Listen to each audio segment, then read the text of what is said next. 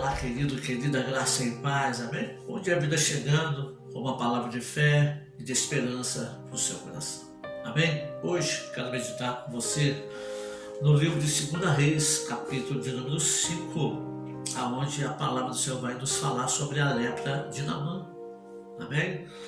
Diz assim o versículo 1: Naamã, chefe do exército do rei da Síria, era um grande homem diante do seu senhor aqui com letra minúscula, e de muito respeito, porque por ele, o Senhor, agora a letra maiúscula, dera livramento aos sírios, e era este varão homem valoroso, porém leproso.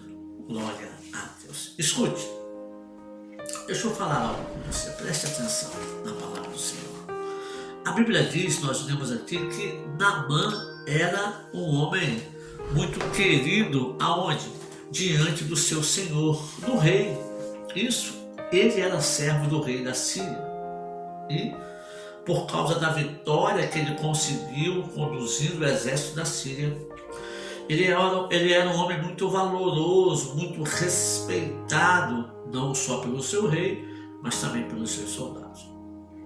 Duas coisas me chamaram a atenção nesse primeiro versículo. Uma, que a vitória que ele alcançou porque Deus deu a ele. Porque Deus o fez triunfar. Como assim, pastor? Ele é sírio, não é do povo de Israel. Está no texto, amado. O primeiro Senhor está em letra minúscula. O segundo Senhor está em letra maiúscula. Então, quando se refere ao primeiro Senhor, está se referindo ao rei da Síria. E quando se refere ao segundo Senhor que lhe deu vitória, está se referindo ao seu, ao meu, ao nosso Senhor, o Deus Todo-Poderoso, que conduziu Naamã em estratégias vitoriosas para alcançar grandes vitórias. Então eu entendo aqui que Deus não dá vitória só àqueles que o servem. Dependendo do propósito de Deus, ele vai dando vitória, porque Deus tem um propósito acima de tudo. Você não pode esquecer que tudo está no domínio e controle de Deus. Deus nunca dormiu no ponto, Deus nunca dormiu no volante, Deus nunca perdeu a hora, Deus nunca chegou atrasado. Esse ditado mundano que diz que Deus tarda, mas não falha, é mentira, porque se Deus tardasse, Deus seria imperfeito igual a você, igual a mim, que estamos sujeitos ao trânsito, há várias conjecturações do dia a dia e nós podemos nos atrasar, mas Deus não se atrasa, Deus não chega na hora errada, pelo contrário, Deus tem o seu tempo totalmente organizado e Ele domina e controla todas as coisas. Então Deus deu vitória a Naamã porque Deus tinha um propósito. Deus deu vitória a Nabucodonosor. A Bíblia diz que Nabucodonosor reconheceu que tudo que ele alcançou foi por causa de Deus. Sabe? Porque tem um propósito. Até a sua e a minha vitória tem que haver um propósito estabelecido por Deus. Deus não sai dando vitória aí porque gostou de você, você é bonitinho. Deus não sai dando vitória porque você é um dizimista fiel. Deus não sai dando vitória porque você ora 3 horas por dia, 8 horas por dia, ou lê a Bíblia toda em 6, em 3 meses. Não é por causa disso que Deus te dá vitória. Existe um propósito de Deus. E é claro que nós fomos chamados segundo o propósito. Está lá na palavra do Senhor. Todas as coisas cooperam para o bem daqueles que amam a Deus, daqueles que são chamados segundo o propósito. Existe um propósito de Deus na sua vida e na minha vida. Porém, não é o meu propósito, é o propósito de Deus, temos que entender isso. É o propósito de Deus. E a outra coisa que eu entendo nesse versículo é que, embora ele fosse valoroso, embora ele fosse muito querido pelo seu rei, embora ele fosse muito respeitado pelos seus soldados, ele era leproso. É aí que entra o golpe, é aí que entra a facada, é aí que entra o nocaute no homem. Sabe, o homem era inteligente, Deus deu sabedoria, Deus deu estratégia, mas ele era leproso. Tinha algo que fazia com que esse homem abaixasse a sua cabeça. Tinha algo que, ao olhar para ele, poderíamos ver uma imperfeição, um erro, uma falha. Embora ele fosse campeão, vitorioso, valoroso, ele tinha defeitos. Todos nós temos problemas, todos nós temos dificuldades, mas o que Naamã tinha não era um problema, não era dificuldade, era algo pior, era lepra.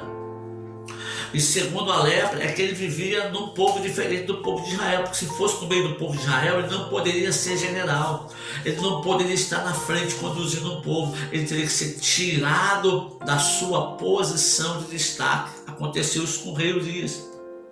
Quando pecou, ele viveu 10 últimos anos da sua vida afastado de Deus. Vou ministrar sobre isso mais na frente. Foi um grande rei que Israel teve, mas cometeu um erro em queimar incenso no templo, coisa que era para o sacerdote fazer, não para o rei fazer. Tem muita coisa que a gente está fazendo que não é para a gente fazer, e tem muita coisa que a gente não está fazendo que é para a gente fazer.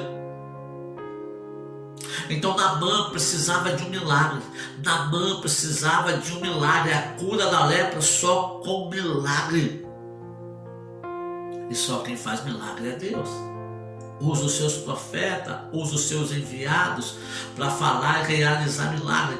Mas só quem faz milagre é Deus. E aí, para acontecer um milagre na vida de Naamã, muitas barreiras tiveram que ser quebradas. Deus arquitetou tudo corretamente para que o milagre acontecesse.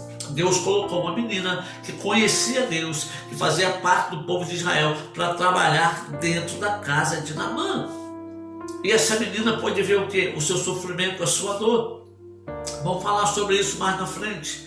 Nesse momento eu quero que você pare só para pensar nisso, meu amado, minha amada. Escute, preste atenção, raciocine, medite nessa palavra. Não adianta a perfeição, não adianta a valorização do homem, não adianta ser querido lá e cá, se a gente continua com a lepra no nosso coração. Porque a lepra, segundo a Bíblia, nos tempos de hoje, é pecado. Pastor, mas todos nós pecamos, mas existe um antídoto que nos purifica do pecado. O problema não é ser atingido pelo pecado, o problema não é ser mordido pela cobra, o problema é não aplicar o antídoto no tempo correto. Porque existe um tempo correto para aplicar o antídoto, e se o antídoto não for aplicado, mesmo depois que você aplicar e tiver passado o tempo, você vem a óbito. Então, dependendo da picada da cobra, mais perigoso é, mais forte é o veneno, estrago maior faz. Agora, se eu tiver o soro, e assim que eu for mordido pela picada pela cobra, eu aplicar o soro, eu sou curado. O sangue de Jesus é o que nos purifica de todo pecado. Então existe pecado inconsciente, pecado consciente, mas o que eu preciso estar me limpando todo dia. Ministrei esses dias aqui na Coffee Niterói sobre lavando as nossas vestes. Eu preciso lavar as minhas vestes. Eu vou me despir do velho homem, me vestir do novo homem. Eu vou lavar as minhas vestes todo dia. E aonde eu lavo? No sangue de Jesus. Para isso eu preciso de uma disciplina. Para isso eu preciso de fé. Para isso eu preciso de uma perseverança. Eu quero orar com você nesse momento e amanhã continuar falando um pouco sobre isso. Bendito Deus, Pai Santo amado, louvamos o Teu nome, glorificamos o Senhor, porque é Deus Todo-Poderoso, Criador dos céus, da terra, de tudo que há. Senhor, a Sua mão é poderosa. Guia-nos, leva-nos, conduza-nos dentro da Tua vontade, nos Teus preceitos, no Teu querer, para que possamos glorificar e exaltar o Seu bom nome, Senhor, em nome de Jesus. Amém. Meu amado, olha, beijo no seu coração, Deus te abençoe. Bom dia, vida para você.